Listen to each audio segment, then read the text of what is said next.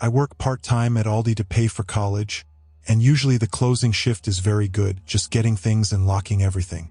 That day, it was a Thursday, around 10 p.m. The store was almost empty. Only me and another cashier in front and the supervisor in the back. I was telling the change of the cashier when a guy appeared out of nowhere in the corridor 5, wearing a vest just like ours, those green with the store logo. He looked normal, about 30 years old, short hair, but had something in his way that made me a little restless. He came straight to me with a half-forced smile and said it was the new stockist and needed me to unlock the storage room for him to check some boxes. I don't know why, but my stomach nodded. I asked his name, trying to pull conversation, to confirm if it was someone on the team. He just said, "Yeah, John," and looked away, as if he didn't want to face me. I was strange, because the newcomers are usually super open, wanting to get in. Even so, I thought it could be just shy, so I took the key and went with it to the storage room, which is at the bottom of the store after the frozen corridor. The corridor was a little dark because one of the lights was flashing, and the silence was so much that you could hear the buzz of the freezers. As I walked, I asked what shift he was working on, but he only muttered something like "night" and changed the subject, asking me to hurry. My heart was starting to beat faster, but I said to myself it was just paranoia. I unlocked the door, he entered, and I waited outside, with that horrible feeling that something was wrong. As I was there, stopped at the storage room door, I started to repair the guy better. He was moving in the boxes, but didn't seem to be counting or checking anything really, just pushing them from side to side, as if he wanted to earn time. His vest seemed a little too big, like not adjusted right, and I noticed that he didn't use the badge we are forced to carry. My brain was shouting that something was wrong, but I didn't want to play a silly role accusing a new colleague. I tried to convince myself that it was just impression, but then he turned to me and asked, with a super calm voice, if I used to close the store alone. That froze me. I answered a no, always has the supervisor, very fast, and he just gave a smile, as if he knew I was nervous. That's when I decided it wasn't going to stay there more time. I said I needed to go back to the box and walked fast, feeling him looking at me in the back.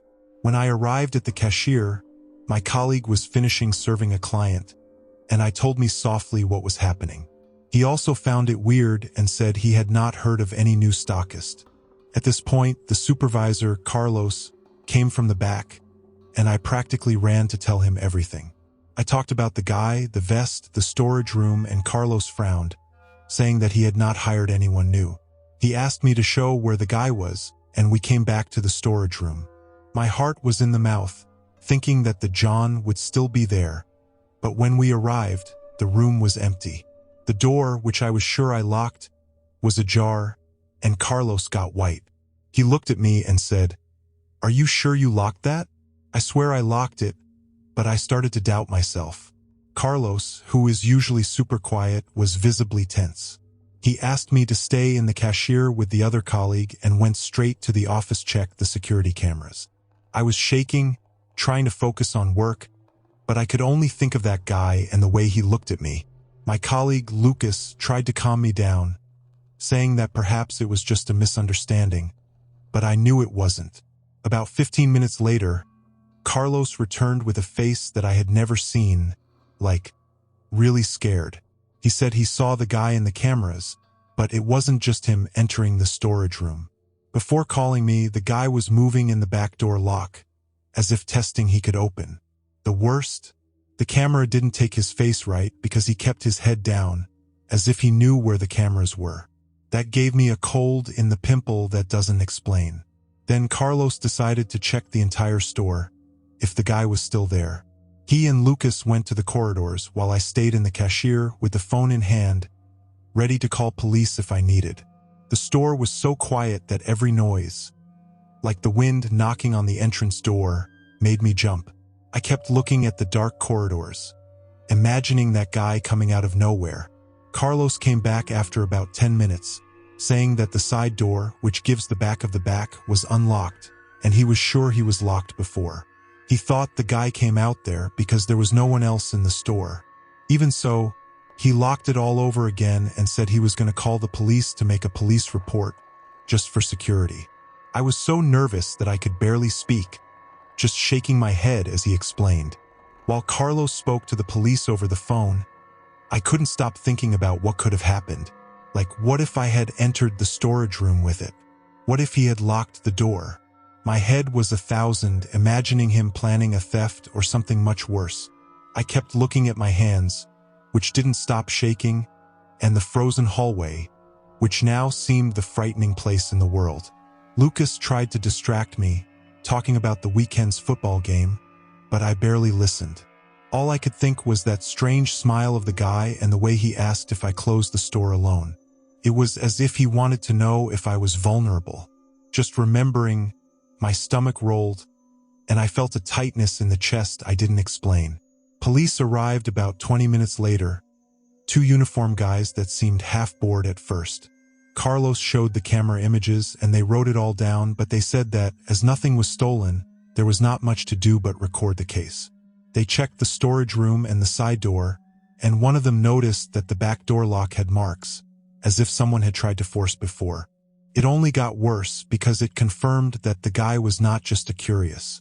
I told me my part, trying not to stutter, and one of the police asked if I remembered any details of his face. But I swear all I could remember was that poorly adjusted vest and the way he avoided looking at me. When the police left, Carlos told us to end the quick closure and go home, but I was so afraid that I could barely move. We finished the closing of the store running, and Carlos insisted on accompanying me to the bus stop, because I was clearly shaken. On the way, he tried to reassure me, saying that he was probably just someone trying to steal something and that the police would keep an eye out. But for me, it wasn't just that. I kept thinking about what that guy really wanted. Like, why did he need ******* I open the room? Why did he ask if I was alone? Each time I tried to remember his face, it was as if my memory stopped, and that made me even more terrified. I sat on the bus, looking out the window, but afraid to see that green vest in some dark corner. When I got home, I locked the door and spent the whole night without sleep, with my cell phone in my hand, if I needed to call someone. Even the noise of the fans scared me. The next day, I spoke to the general manager and asked only to work in the daytime shifts. He understood and said he was going to reinforce security, but also confirmed that nothing in the storage room was out of place, which only confused me more. If the guy didn't steal anything, what did he want? That night marked me so much that even after talking to the manager, I couldn't stop thinking about what happened. During the day, I tried to distract myself with college, but any noise reminded me of the tinnitus of the freezers and that dark corridor. I kept reviewing every detail in my head, like, did I locate the door? Had he ever been in the store before? The worst was not having answers. Carlos called me a few days later, saying that the police found nothing useful in the cameras, because the guy seemed to know exactly how to avoid being identified. He said the store was going to install more cameras and hire a night security guard. But that didn't calm me down. I kept imagining that green vest, the way he spoke low, and felt a shiver every time. Until telling my friends was hard, because I didn't want to look exaggerated. But just talking, my heart fired again. The strangest came a few days later, when I was already in the daytime shifts. A colleague, Mariana, who also closes the store sometimes, pulled me in the break and said she saw something weird. The night before, as she locked the boxes, she swears she saw a green vest face in the parking lot, just looking at the store. She said he stayed there a few minutes without moving and then disappeared in the dark. When she went to check, there was no one. Carlos was not that night, and she didn't want to alarm the other supervisor, but told me because she knew my story. That made me panic. Was it the same guy? Was he coming back? I didn't know if it was paranoia, but I started to feel that he was watching me, even without ever seeing him again. Just thinking about going back to the night shift, my stomach wrapped it. I started to avoid until you pass by Aldi outside of working hours. Even in daytime shifts, I kept an eye on every client, every colleague, looking for anything that reminds that guy. The green vest, which was once just part of the uniform, now gave me chills. I tried to talk to Mariana again to learn more about what she saw in the parking lot, but she said she didn't want to talk about it anymore, as if she had been afraid to speak. It only worsened my head, because it seemed that I wasn't the only one feeling that something was wrong. Sometimes, in the break, I looked at the back through the window, imagining him there, stopped, staring at me. I knew it was crazy, but I couldn't help it. My sleep was terrible, and I woke up in the middle of the night thinking I heard someone stirring on my door.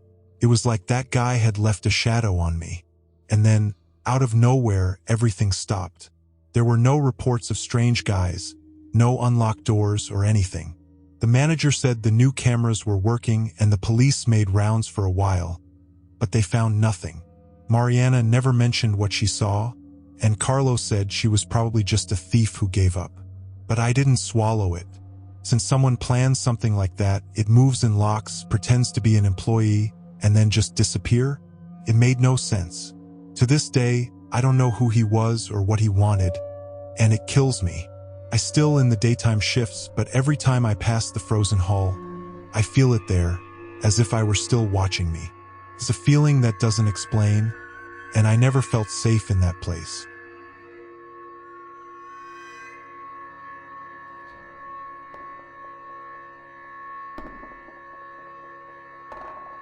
My name is Lucas.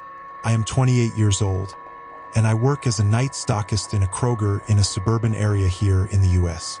It's a big market, but at night it is just me and sometimes one more colleague. That night, however, I was alone because John, my shift partner, sent a message saying it was not coming because of a flat tire. I was a little pissed off, but do what, right? Just replace the shelves and give it out.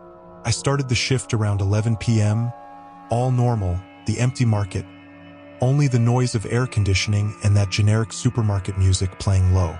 Before I started, as always, I locked the back door of the back, that metal grande in the warehouse. I'm sure I locked it because I always give a double checker. Only when I went to get the snack boxes from the warehouse, I noticed that the door was ajar, like about 5 centimeters. My heart was accelerated, but I thought, okay, maybe I forgot to lock it right. I pushed the door to close, passed the lock again, and went back to work, but I already got the flea behind my ear. It was in the corridor 7, replacement of snacks, around midnight, when I heard steps. It wasn't that shopping cart noise, you know? It was a light step, as if someone was walking slowly, almost hiding. I raised my head and saw a dark sweatshirt at the end of the hall, hood covering my head, holding an empty shopping basket.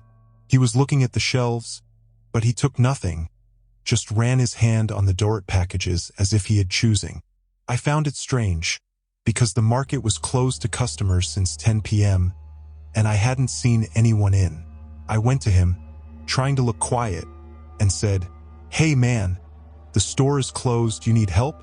He didn't even look at me, just murmured something like, "I'm just seeing some snacks," and came out quickly to the next hall. His voice was low, half-hoarse, and he kept his face turned. My spine froze. I can't explain, but there was something wrong with that guy. It wasn't just the fact that he was out there. It was his way, as if it was, I don't know, pretending to. I went back to my replacement cart, but my heart was fired, and I couldn't take my eyes off the hallway where he went. I stood there in the hallway for a few seconds, trying to decide what to do. My instinct was shouting that something wasn't right, but I didn't want to look paranoid. I took the phone and sent a message to Joao, asking if he was sure he was not coming, just to confirm that no one else should be in the market. He answered at the time, "I'm at home, a joke tire? Good luck there." It only got worse.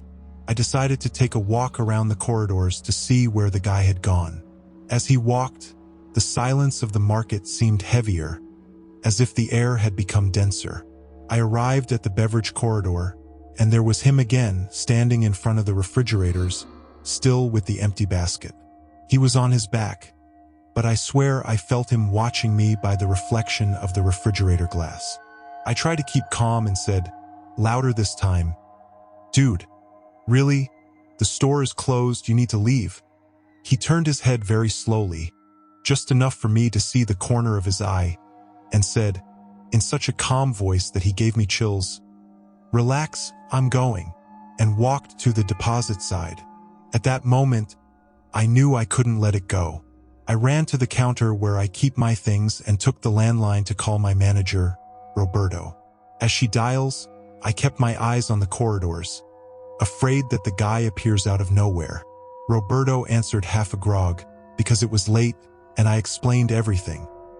The ajar door, the sweatshirt, the empty basket, his strange way. He was serious at the time and said, "Lucas, lock all the doors now and call security. Don't go after him. Get it?" I hung up the phone with tremendous hands and went to the main entrance to check the doors. They were locked, thank God. But when I passed the corridor that takes to the warehouse, I heard a metallic noise from there, like something heavy hitting the floor. My stomach rapped. I knew the guy had gone to the warehouse and now he was doing something there. I took my cell phone again, called for security and waited, with my heart in my mouth, praying for them to arrive soon. While waiting for security, I decided to be close to the main entrance, where I could see the street and feel a little less trapped. The phone in my hand seemed the only thing keeping me. I tried to convince myself that maybe the guy was just a lost customer, but deep down I knew it wasn't that. That metallic noise in the warehouse didn't come out of my head. It was as if he had dropped something heavy, like a tool. I stared at the corridor that took the back, and the silence was now worse than any noise. It was that kind of silence that makes you feel that something is about to happen. Suddenly, I heard another, lower sound like a drag of something on the floor. My whole body got cold, and I leaned more on the wall, trying not to make noise even with my breath. I wanted to run out, but the idea of leaving the market open with that guy inside seemed worse. So I just got there, standing with my cell phone in hand, counting the seconds. About 5 minutes later, which seemed eternity, I saw the security lights flashing outside. 2 guys from the company arrived, and I opened the door to them, trying to explain everything without looking like it was freaking out. I talked about the ajar door, the sweatshirt, the noises in the warehouse. They took the clubs and flashlights and went straight to the back, sending me to the entrance. As they searched, I stared at the empty parking lot, with that horrible feeling that the guy was still there, watching me from some dark corner. After about 10 minutes, the security guards came back, with the face of those who found nothing. But one of them was holding a shopping basket just like the guy was carrying, and said she found her thrown to the floor near the delivery door. Then the other showed something that made me almost crashing. A rusty burning bar, starting outside the back door.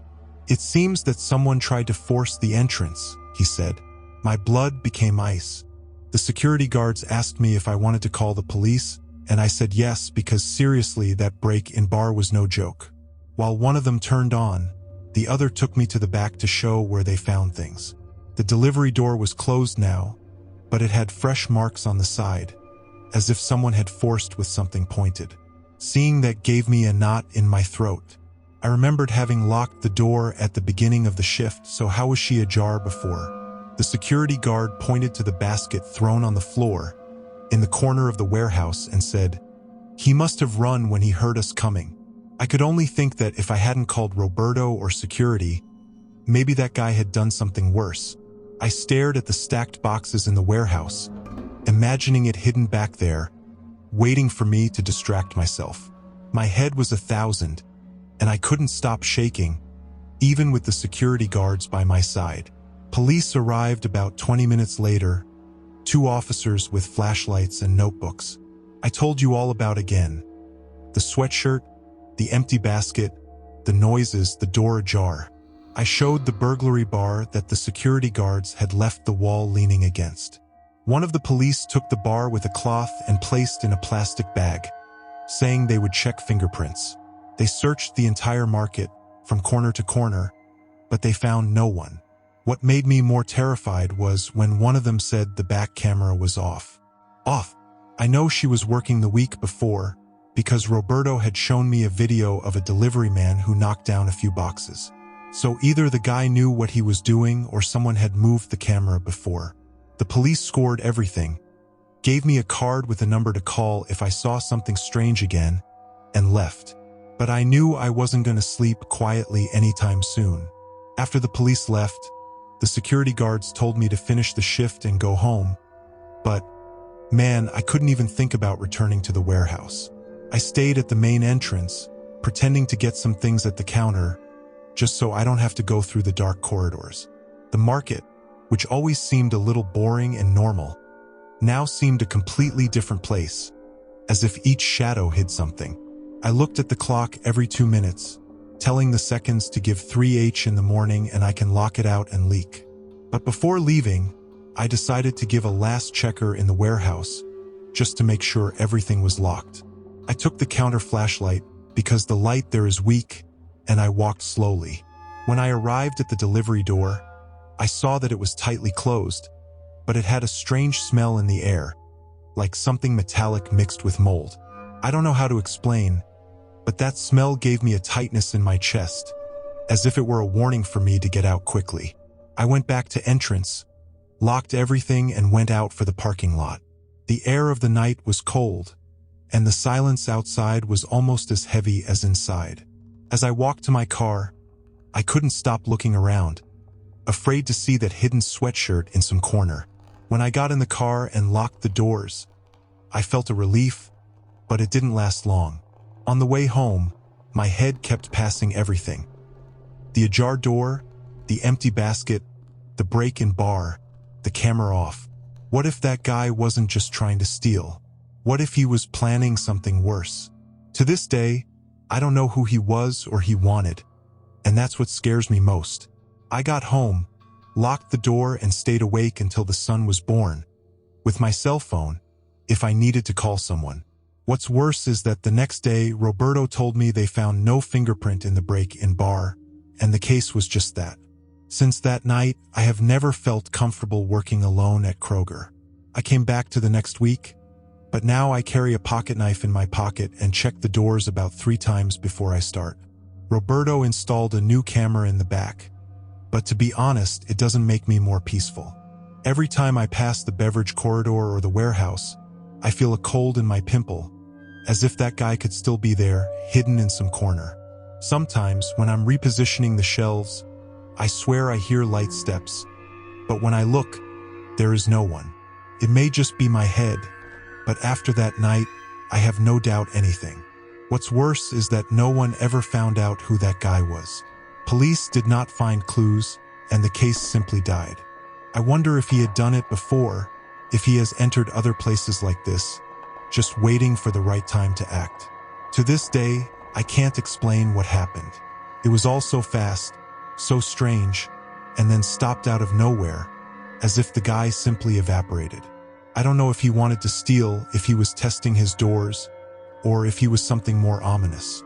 I just know that every time I take the shift of the night, I keep an eye on every shadow, every noise. Sometimes I find myself looking at the empty parking lot, imagining it there with dark sweatshirt, watching me. I still work at Kroger, but I already asked Roberto to put me in the morning shifts whenever possible. I don't know if I will ever forget that night, but for now, I just try not to think too much about it. If anyone there has gone through something like this, it tells me because seriously, I'm still trying to understand what the hell was that.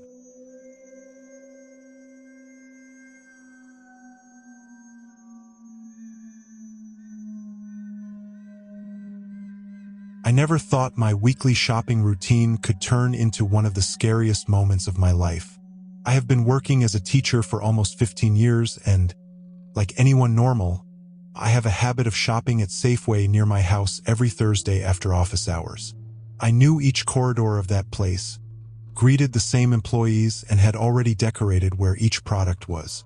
It was so mundane, so part of my routine that I could make the full route in less than 40 minutes. Last Thursday had been a particularly exhaustive day, 2 tests to correct, a meeting with parents who extended more than it should, and still had to replace a colleague in the last class. I arrived at the supermarket around 7:30 p.m., later than normal, just wanting to take the essentials and come home. The parking lot was practically empty with few vacancies, typical of that time on a weekday. I remember thinking about how sinister was at night, with half of the lights burned for weeks and no site security. I finished my purchases around 8:15 p.m. and I left pushing the cart toward my car.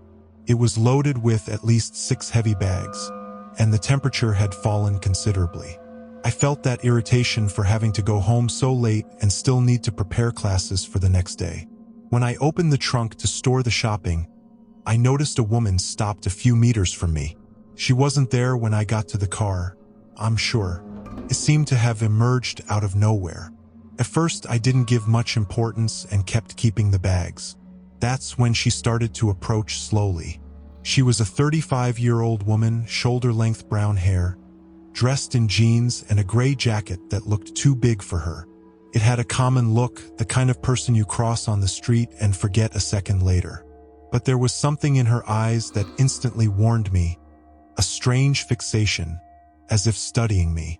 When she came close enough, she forced a smile that didn't reach her eyes and asked with a strangely calm voice, "Hi, sorry to bother. You could help me find my car? I think I lost my keys and I'm a little disoriented." Something told me that it wasn't right. First, the parking lot was not that big for someone to lose a car.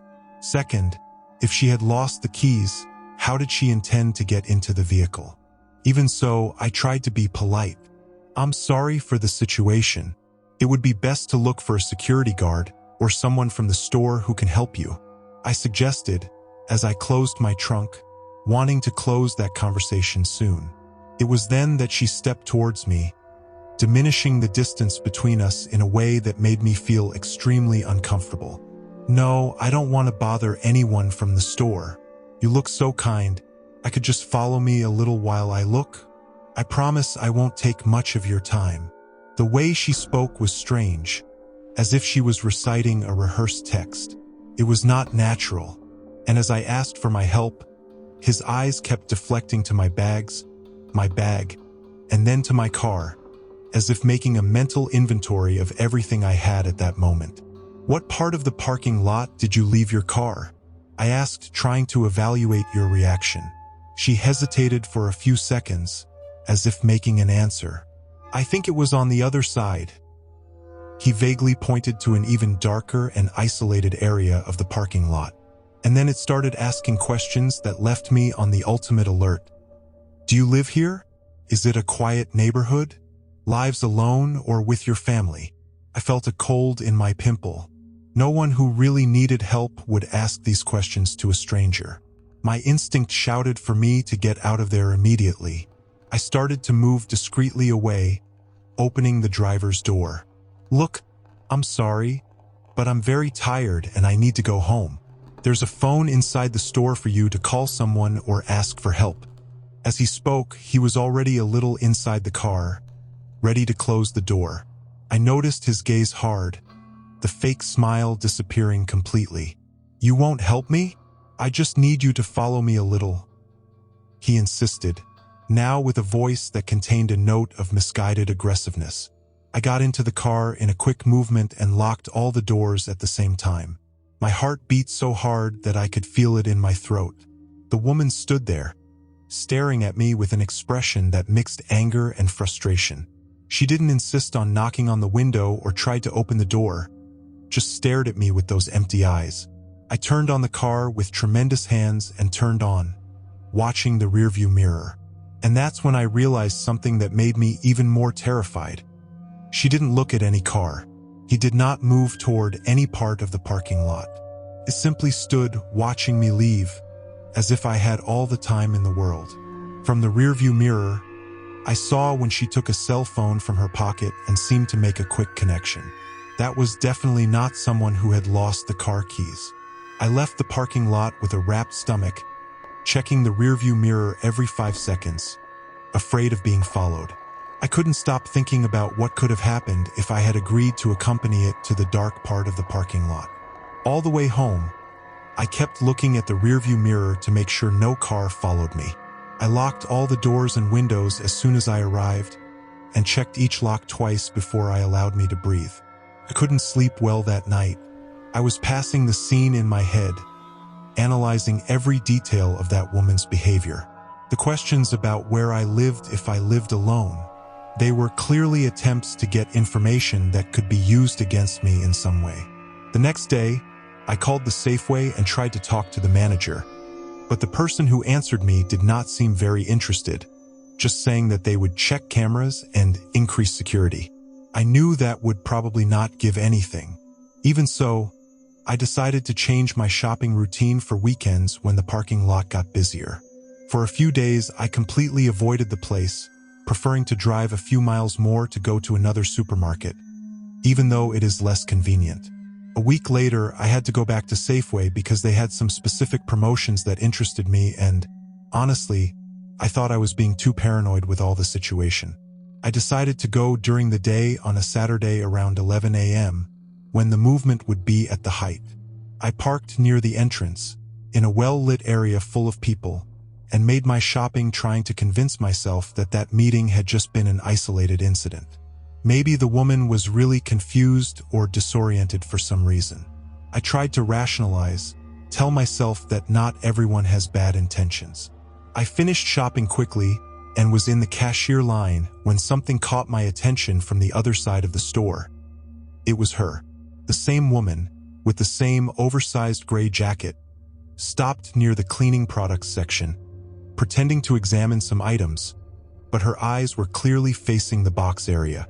I felt my body cold completely and hid behind a product display, hoping she hadn't noticed me. Through a small crack between the shelves, I kept watching it discreetly. It was when I realized that she was following with an elderly lady who had just passed through the cashier and drove to the parking lot. The wife of the gray coat waited a few moments and then began to follow the lady, maintaining a calculated distance. I didn't think twice. I abandoned my shopping cart and followed both to the parking lot, keeping me at a safe distance. Just as it had happened to me, she approached the lady when she was saving the shopping in her car. I managed to get close enough to hear that she used exactly the same speech. The lost keys, the car she couldn't find, the request for help. I realized how you seemed confusing and vulnerable to that situation, and I couldn't just watch. Donna, be careful. This woman tried to approach me the same way last week. I shouted, walking quickly toward them. The woman of the gray coat turned to me, and her face turned completely when she recognized me. For a moment, I saw pure hatred in her eyes before she turns and walking quickly toward the parking lot.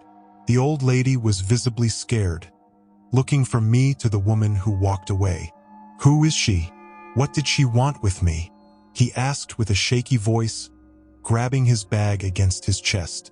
I approached and quickly explained what had happened the week before. She approached me the same way, saying she had lost the keys and asking me to accompany her to an isolated area of the parking lot. He started asking personal questions, wanting to know where I lived, if I lived alone. The lady took her hand to her mouth, surprised. She asked me the same things, and I wanted me to take her home, said she lived on the way, but I didn't even know where I was going. I helped her finish saving the shopping and we talked for a few minutes, both trying to sue what had happened. An employee who organized the carts in the parking lot noticed our excitement and came to see if everything was okay.